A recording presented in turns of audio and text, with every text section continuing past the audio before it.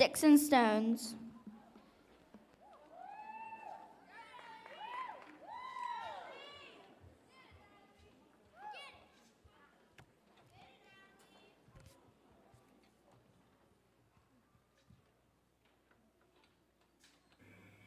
I'm not the only kid who grew up this way.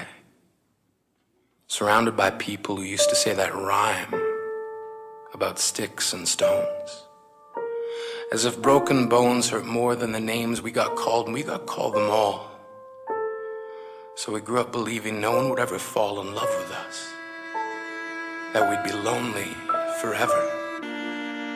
She was 8 years old, our first day of grade 3, when she got called ugly.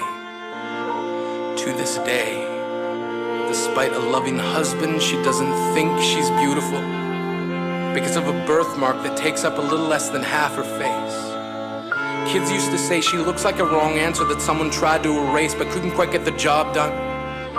And they'll never understand that she's raising 2 kids whose definition of beauty begins with the word mom, because they see her heart before they see her skin, because she's only ever always been amazing. He was a broken branch grafted onto a different family tree.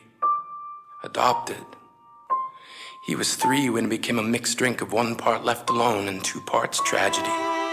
Started therapy in 8th grade. Had a personality made up of tests and pills, a tidal wave of antidepressants, and an adolescence being called pauper. He tried to kill himself in grade 10 when a kid who could still go home to mom and dad had the audacity to tell him, get over it. As if depression is something that can be remedied by any of the contents found in a first aid kit. To this day, he is a stick of TNT lit from both ends. Sometimes being drug-free has less to do with addiction and more to do with sanity. We weren't the only kids who grew up this way. To this day, kids are still being called names.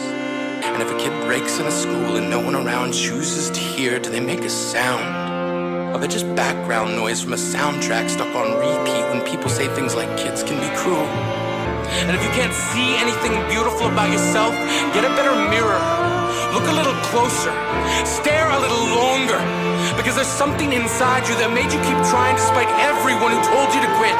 You built a cast around your broken heart and signed it yourself. You signed it. They were wrong. They have to be wrong.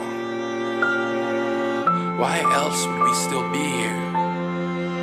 We grew up learning to cheer on the underdog because we see ourselves in them, not the faded echoes of voices crying out names will never hurt me.